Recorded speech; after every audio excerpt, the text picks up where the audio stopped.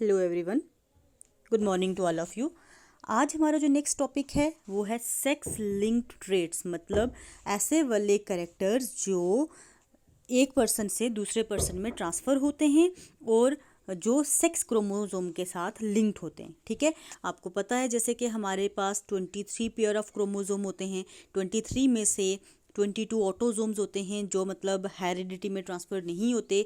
1 pair of होते हैं हमारे पास सेक्स क्रोमोसोम जो XX फीमेल में और XY मेल में होते हैं। ठीक है, अब जो सेक्स लिंक्ड ट्रेट्स हैं उसका मतलब क्या है कि ऐसे कैरेक्टर्स जो इन क्रोमोसोम्स पे हैं, किन क्रोमोसोम्स पे, सेक्स क्रोमोसोम्स पे, XX या XY पे हैं, ऐसे कैरेक्टर्स जो पेरेंट्स टू ऑफस्प्रिंग ट्रांसमिट हों, उनको हम क्या बोलते हैं? Sex linked traits. अब जो ये कैरेक्टर्स हैं नॉर्मली तो parents to offspring normal characters तो ट्रांसफ़र होते ही होते हैं। उसके अलावा अगर कोई डिजीज़ हो, मतलब पेरेंट में किसी भी, या तो मेल में या फीमेल में अगर कोई डिजीज़ हो, वो भी ट्रांसफ़र हो सकती है। लेकिन सारी की सारी डिजीज़ ट्रांसफ़र नहीं होती। जो पर्टिकुलरली सेक्स लिंक्ड होती हैं, जो X या XY क्रोमोसोम पे होती हैं, वही पेरेंट टू ऑफस्प्रिंग ट्रांसफ़र होती हैं। ठीक है, अब देखो जो हमने नेक्स्ट हमारे सिलेबस में मेंशन्ड हैं वो हैं सेक्स लिंक्ड ट्रेट्स में हमने पहले X क्रोमोसोम की करेंगे, देन उसके बाद हम फर्दर जो है अलग डिजीज़ जो इन X और XY को छोड़ के हैं वो हम करेंगे। ठीक है, अब देखो हमारे पास जैसे मैंने आपको बताया फीमेल में XX क्रोमोसोम होते हैं, मेल में XY क्रोमोसोम होते हैं। ठीक है, जो X लिंक्ड डिजीज़ होती हैं, कौन सी X लिंक्ड डिजीज़ होंगी, वो फीमेल में एक्सप्रेस नहीं हो सकती। अगर बाई चांस वो फीमेल में एक्सप्रेस हो जाए तो फीमेल के सर्वाइवल के चांसेस डिक्लाइन कर जाते हैं। पहले मैं ये बताती हूँ कि एक्सप्रेस क्यों नहीं होती, क्योंकि फीमेल के पास 2 X क्रोमोसोम होते हैं। अगर मान लो इस पे कोई डिजीज़ है, ये फीमेल कैरियर हो जाएगी, उसमें डिजीज़ जो है शो बिल्कुल भी नहीं होगी, पर नेक्स्ट प्रोजीनी में ट्रांसफ़र हो सकती है, लेकिन शो नहीं होगी, सिर्फ कैरियर एक्ट करेगी। डिजीज्ड फीमेल हम इसको नहीं बोलेंगे। लेकिन अगर वही X लिंक्ड डिजीज़ मेल के केस में है, मेल के पास अब एक X क्रोमोसोम है, तो मेल में वो डिजीज़ शो होगी, वो डिजीज्ड पर्सन कहलाएगा, ना कि कैरियर पर्सन। ठीक है, अब इसी डिजीज़ की बात करते हैं। जिस डिज़ीज़ को मैं बता रही हूँ ये है हमारे पास हीमोफीलिया। ठीक है, हीमोफीलिया डिजीज़ है। हीमोफीलिया हमारे पास एक ऐसी डिजीज़ होती है, देखो नॉर्मली ना हमारे ब्लड में, आपको जैसे मैं ब्लड सेल्स कराए थे, RBCs होते हैं, ठीक है, WBCs होते हैं और प्लेटलेट्स होती हैं। ठीक है, इन सब के आपको फंक्शंस मैंने बताए हुए। ऑक्सीजन को डिस्ट्रीब्यूट करता है, ये डिफेंस का काम करता है, और प्लेटलेट्स की बात करें, ब्लड की क्लॉटिंग कराता है। और मैंने आपको पूरा क्लॉटिंग का मैकेनिज्म 11th में पूरा डिटेल में मैंने बताया था, किस तरह से क्लॉटिंग फैक्टर्स जो हैं वो क्या करते हैं, एक दूसरे को एनहांस करते हैं और ब्लड के क्लॉट, जहाँ पे वाउंड जख्म होता है, वह क्लॉट बनाने की कोशिश करते हैं। ठीक है, जैसे कि जख्म हो गया, ब्लड वेसल की रप्चरिंग हुई, ब्लड रिलीज हो रहा है, तो प्लेटलेट्स में से क्लॉटिंग फैक्टर्स रिलीज होंगे और जिसकी वजह से क्लॉट बनेगा। अब जो हीमोफीलिया का केस है, हीमोफीलिया के केस में क्या होता है, क्लॉटिंग फैक्टर्स टोटली एब्सेंट होते हैं। ठीक है, क्लॉटिंग फैक्टर्स जब एब्सेंट होंगे तो क्लॉटिंग ब्लड क्लॉट बनेगा ही नहीं, और एक माइनर सा बिल्कुल छोटा सा कट लग जाएगा, वो भी इतनी एक्सेसिव ब्लीडिंग कॉज कराता है कि बंदे की डेथ हो जाती है। ठीक है, अब जो हीमोफीलिया है ये हमारे पास X लिंक्ड डिसऑर्डर है। ठीक है, X लिंक्ड डिसऑर्डर है। अब जो ये X लिंक्ड डिसऑर्डर है, जैसे मैंने अभी बताया कि ये फीमेल में एक्सप्रेस नहीं होता। अगर कोई ऐसी फीमेल है जिसमें दोनों X पे हीमोफीलिया आ जाएगा, हीमोफीलिया मतलब एब्सेंस ऑफ क्लॉटिंग फैक्टर्स हो जाएंगे, तो उसकी बिफोर बर्थ ही डेथ हो जाती है। ठीक है, सर्वाइव ही नहीं करती ऐसी फीमेल। लेकिन अगर कोई ऐसी फीमेल है, एक X पे अगर हीमोफिलिक फैक्टर है, वो सर्वाइव कर जाती है, वो नेक्स्ट प्रोजीनी में डिजीज़ ट्रांसफ़र कर सकती है, बट उसको कोई भी इफेक्ट नहीं होगा। ठीक है, अब ये देखो हीमोफीलिया का मैंने नॉर्मल पहले बताया, नॉर्मल अगर ब्लड वेसल रप्चर हो गई है तो क्लॉटिंग हो जाएगी नॉर्मल हेल्दी पर्सन में। लेकिन अगर कोई हमारे पास डिजीज्ड पर्सन है, हीमोफिलिक पर्सन है, ब्लड वेसल की रप्चरिंग हो रही है, क्लॉट नहीं बन पा रहा, क्लॉट नहीं बनेगा, जिसकी वजह से ब्लीडिंग जो है कंटिन्यू रहेगी। ठीक है, ये भी वही बताया हुआ हीमोफीलिया का ही इमेज है ये हमारे पास। अब देन उसके बाद अगर इसकी पूरी प्रॉपर बात करें, ये हमारे पास सेक्स लिंक्ड रिसेसिव ट्रेट है। रिसेसिव ट्रेट बोला है, डोमिनेंट नहीं बोला। डोमिनेंट का मतलब है जो 100% क्या करेगा, खुद को एक्सप्रेस करेगा, लेकिन ये रिसेसिव ट्रेट है एक्सप्रेस करता है लेकिन सिर्फ और सिर्फ मेल के केस में, फीमेल के केस में उतना एक्सप्रेस नहीं कर पाता। ठीक है, और ये किस वजह से होता है, इसमें क्लॉटिंग फैक्टर कौन से, 8 और 9 क्लॉटिंग फैक्टर्स जो हैं वो एब्सेंट होते हैं। ठीक है, क्लॉटिंग फैक्टर्स अलग अलग होते हैं, 8 और 9। क्यों 8 वाला मैं आगे बताती हूँ, 8 क्लॉटिंग फैक्टर को हम कौन सा हीमोफीलिया बोलते हैं, 9 क्लॉटिंग फैक्टर वाले को कौन सा हीमोफीलिया बोलते हैं। ठीक है, और ये जो क्लॉटिंग फैक्टर्स है कहाँ लोकेटेड होते हैं, एक्स क्रोमोसोम पे। ठीक है, एक्स क्रोमोसोम पे लोकेटेड होते हैं। अगर और ये एक्चुअल में डेफिशिएंसी या लॉस है अगर फैक्टर्स की, ये किस वजह से होती है, डिफेक्टिव प्रोटीन सिंथेसिस। ठीक है, डिफेक्टिव प्रोटीन सिंथेसिस में कोई डिफेक्ट आ जाता है जिसकी वजह से ये जो क्लॉटिंग फैक्टर हैं वो एब्सेंट हो जाते हैं। और ये देखो लिखा, फीमेल्स जो हैं कैरियर एक्ट करती हैं, ट्रांसमिट करेंगे नेक्स्ट जनरेशन में, बट खुद में एक्सप्रेस नहीं कर पाएंगे। ठीक है, देन उसके बाद ये एक रेयर ब्लीडिंग डिसऑर्डर होता है जो इनहेरिटेड होता है पेरेंट्स टू ऑफस्प्रिंग। अभी मैंने आपको बताया था कि हीमोफीलिया की टाइप्स बताऊंगी। ये देखो, हीमोफीलिया ए जिसमें फैक्टर 8 एब्सेंट होता है, हीमोफीलिया बी जिसको क्रिसमस डिजीज भी बोलते हैं, और इसमें क्लॉटिंग फैक्टर 9 एब्सेंट होता है। अब जैसे हीमोफीलिया बी को क्रिसमस डिजीज बोला, हीमोफीलिया ए को क्या बोलेंगे, इसको रॉयल डिजीज बोलते हैं। ठीक है, रॉयल डिजीज़। रॉयल डिजीज़ क्यों बोलेंगे, क्योंकि सबसे पहले ये जो नोट की गई, डिस्कवर की गई, ये क्वीन विक्टोरिया की फैमिली में डिस्कवर की गई। उसके बेसिस पे हीमोफीलिया ए को रॉयल डिजीज़ बोलते हैं। और जो हीमोफीलिया बी है जिसमें फैक्टर 9 एब्सेंट था, इसको बोलते हैं इसको क्रिसमस बोलते हैं, क्योंकि जिस बच्चे में सबसे पहले ये देखी गई उस बच्चे का नाम था क्रिसमस। ठीक है, तो ये इस बेसिस पे इनके नाम पड़े हुए, रॉयल डिजीज और क्रिसमस डिजीज, हीमोफीलिया ए और हीमोफीलिया बी। ठीक है, देन वही देखो ये लिखा है, हीमोफीलिया ए जो है फैक्टर 8 की डेफिशिएंसी की वजह से होता है। एंटी हीमोफिलिक फैक्टर मतलब जो ब्लड को क्लॉट कराते हैं वो इनमें नहीं होते। एक्स लिंक्ड रिसेसिव डिसऑर्डर है। और दूसरे वाली ये अगर हीमोफीलिया की बात करें, दोनों टाइप्स की बात करें, ये ज़्यादा कॉमन टाइप है। हीमोफीलिया ए जो है मोस्ट कॉमन टाइप है। ठीक है, देन अगर हम बात करें हीमोफीलिया बी की बात करें, जो किसकी डेफिशिएंसी की वजह से, फैक्टर 9 की डेफिशिएंसी की वजह से है। ठीक है, और ये भी एक्स लिंक्ड रिसेसिव डिसऑर्डर है, बाकी सेम है बट यही है। उसके बाद फैक्टर सी की एक और हीमोफीलिया है, हीमोफीलिया सी। हीमोफीलिया सी फैक्टर 11 की डेफिशिएंसी। देखो टोटल हमारे पास 13 फैक्टर्स होते हैं जो ब्लड क्लॉटिंग को एनहांस करते हैं। ठीक है, 13 फैक्टर में से 13 फैक्टर्स जो हैं, इसमें कैल्शियम भी आता है, इसमें आयरन भी आता है, इसमें और अलग अलग एलिमेंट्स भी आते हैं। कुछ एक ऐसे फैक्टर्स होते हैं जो फैक्टर 5 से स्टार्ट होते हैं, फैक्टर 5 से लेके फैक्टर 12 तक इस तरह के फैक्टर्स हैं। ठीक है, जो क्या करते हैं, क्लॉटिंग को एनहांस कराते हैं। बाकी जो है हमारे पास एलिमेंट्स वगैरह जैसे कैल्शियम आ गया, आयरन आ गया, ठीक है, जिंक वगैरह, ये सारे जो रिक्वायर्ड होते हैं ब्लड क्लॉट बनाने के लिए। तो फैक्टर 8 की डेफिशिएंसी हीमोफीलिया ए, फैक्टर 9 की डेफिशिएंसी हीमोफीलिया बी, फैक्टर 11 की डेफिशिएंसी हीमोफीलिया सी। ठीक है, और ये हमारे पास ऑटोजोमल डिसऑर्डर है, ये सेक्स लिंक्ड नहीं है, इसको अपने सेक्स लिंक में नहीं करना। ये कौन सी है हमारे पास, ये हमारे पास ऑटोजोमल डिसऑर्डर है।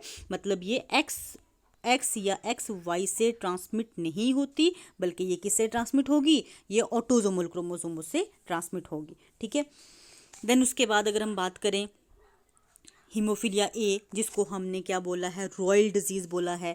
ठीक है, इसकी बात करें, इसको लव ऑफ ब्लीडिंग बोलते हैं, क्योंकि इसमें ब्लीडिंग होती रहती है। अगर रप्चरिंग वगैरह बाई चांस अगर कट ना भी लगे तो भी इसमें लेशंस बनते हैं, मतलब फोड़े बनते हैं स्किन पे, और ब्लीडिंग वगैरह होती रहती है। और ये आपको हर हाल में याद रखना है, फैक्टर 8 की डेफिशिएंसी की वजह से होती है, रॉयल डिजीज़ या हीमोफीलिया ए।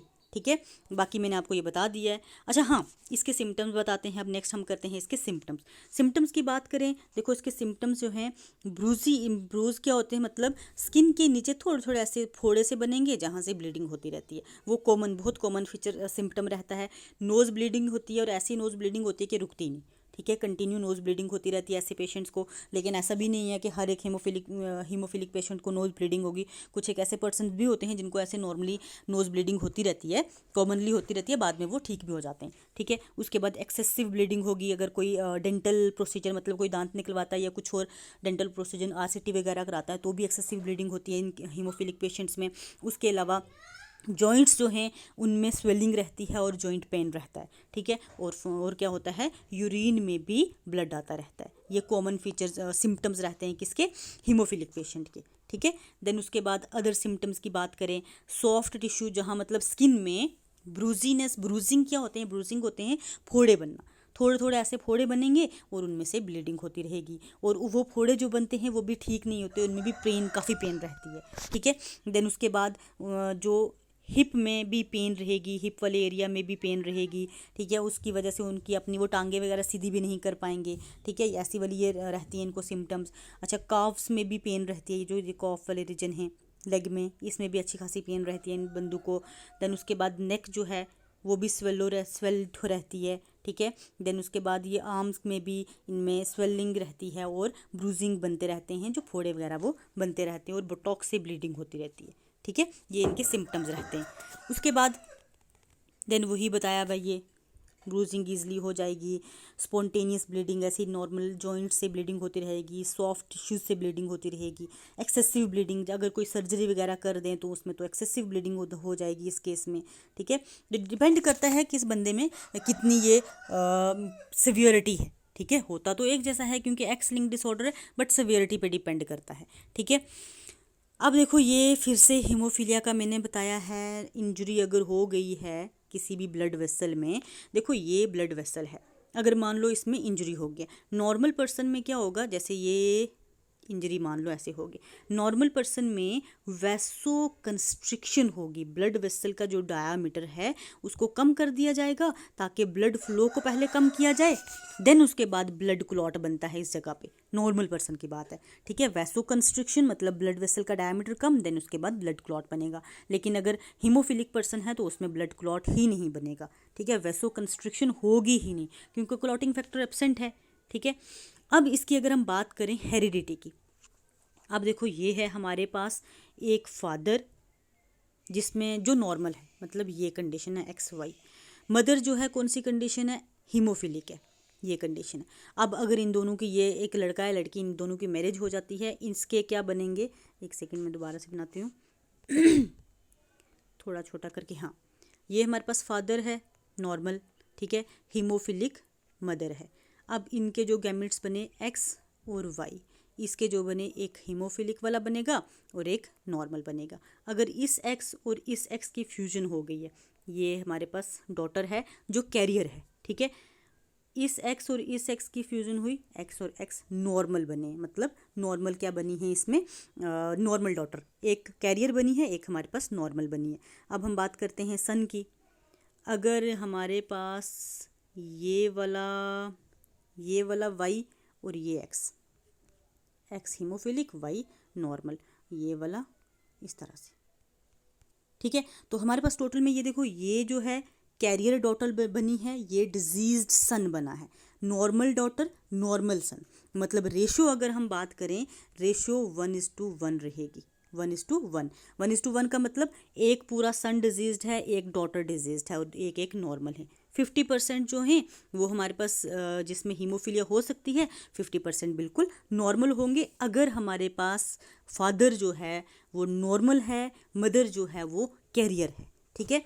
उसके बाद एक और केस मैंने लिया है जिसमें फादर को डिजीज़ है, मतलब मान लो ये हमारे पास फादर की कंडीशन है, मदर जो है वो बिल्कुल नॉर्मल है, इसमें गैमेट्स अब हमारे पास क्या बनेंगे, इस तरह के बनेंगे, इसमें गैमेट्स नॉर्मल बनेंगे, ठीक है। अब क्रॉस कराया जाए, पहले इसको कराते हैं हम क्रॉस, ये देखो हीमोफिलिक डॉटर या कैरियर डॉटर बनी है, डॉटर जो हैं दोनों की दोनों क्या बनेंगी, ये इस तरह से डॉटर्स क्या बनी हैं, कैरियर बनी हैं। और अगर हम सन की बात करें, वाई क्रोमोसोम पे है नहीं, एक्स क्रोमोसोम पे है नहीं, तो फ्यूजन कराएं अगर इनकी, मैं यहाँ लिख रही हूँ एक्स और वाई, दूसरा भी उसी तरह फ्यूजन होगी एक्स और वाई। अब इस कंडीशन में अगर आप देखो, इस कंडीशन में ये एक्स और वाई नॉर्मल सन है, डॉटर क्या हैं, दोनों की दोनों कैरियर हैं, ठीक है। तो इस वजह से मतलब अगर फादर में डिजीज़ है तो डॉटर दोनों की दोनों कैरियर होंगी, फादर में डिजीज़ है, सन बिल्कुल नॉर्मल होंगे। इस वजह से इस इनहेरिटेंस को क्या बोलते हैं, criss cross inheritance, criss cross inheritance मतलब फादर से डॉटर में जाएंगी, ये फादर का मेल का इस तरह से इंडिकेट करते हैं। मदर से डिजीज़ जो है वो हमेशा सन में जाएगी, ठीक है। इस प्रोसेस को क्या बोलेंगे? Criss cross inheritance. फादर की डिजीज़ डॉटर में जा रही है, मदर की डिजीज़ सन में जा रही है। क्योंकि ये केस देख लो, फादर में डिजीज़ है तो आगे डॉटर्स जो हैं वो कैरियर बनी है, सन बिल्कुल नॉर्मल है। पीछे वाला केस अगर हम देखें जिसमें मदर कैरियर थी, देखो इसमें सन डिजीज्ड है, इसमें एक डॉटर कैरियर है लेकिन सन जो है एक डिजीज्ड है। तो इस प्रोसेस को हम क्या बोलते हैं? Criss cross inheritance. आप ये वाले ग्राफ बना लेना इस तरह से, ठीक है। देन उसके बाद अगर हम बात करें कि हमारे पास मदर जो है, मदर डिजीज़ तो खैर सर्वाइव ही नहीं करती, उसकी डेथ हो जाती है, लेकिन ऐसा केस मान सकते हैं, आपको ऐसा आ सकता है कि मदर डिजीज़्ड है और फादर जो है वो भी डिजीज़्ड है। तो इस कंडीशन में जो बनेगा नेक्स्ट प्रोजीनी जो किस तरह से रन करेगी, आप इसका ग्राफ बना सकते हो। तो इस प्रोजीनी के केस में क्या होगा, जो 25% जो है बच्चे बिल्कुल हीमोफिलिक होंगे, ठीक है। 25% हीमोफिलिक, 50% सन जो होंगे वो हीमोफिलिक होंगे, ठीक है। और डॉटर्स के हीमोफिलिक होने के चांसेस भी हो सकते हैं। आप ये क्रॉस बना के आराम से कर सकते हो, ठीक है। अब देखो इस पहले केस में देखो ये डिजीज्ड है, ये भी डिजीज्ड है, ये भी डिजीज्ड है और ये भी डिजीज्ड है। अगर हमारे पास मदर और फादर दोनों के दोनों डिजीज्ड हैं तो आगे जो प्रोजीनी चलेगी 100% वो डिजीज्ड होगी, ठीक है। लेकिन ऐसा केस थोड़ा ना रियलिटी में उतना अकर नहीं करता। क्या मतलब कि जो हमारे पास फीमेल है वो डिजीज फीमेल सर्वाइव नहीं कर सकती, ठीक है। तो इसी तरह की एक और डिजीज़ है कलर ब्लाइंडनेस, उसको मैं कल बताऊंगी, आज हम हीमोफीलिया ही करेंगे। अच्छा हाँ, एक और चीज़, मैंने जो ऑब्जेक्टिव की सीरीज़ स्टार्ट की है, अभी मैं 12th की स्टार्ट की है, 1-2 दिन तक मैं 11th की भी डाल रही हूँ। आप लोगों में से जो भी नीट में इंटरेस्टेड, जो भी क्या ऑब्वियसली सारे ही इंटरेस्टेड होंगे, आप लोग वो 11th वाली जो सीरीज़ है उसको भी अच्छे से देख लेना, ठीक है। अभी मैं क्या करूँगी, यूनिट वाइज जितने भी ऑब्जेक्टिव बन सकते हैं उनको कवर करेंगे, उसके बाद जो है नीट के जो बैक पेपर्स में आए हुए उनको हम कवर करेंगे, ठीक है। तो आप ऑब्जेक्टिव सीरीज़ को भी साथ साथ देखते रहा करो।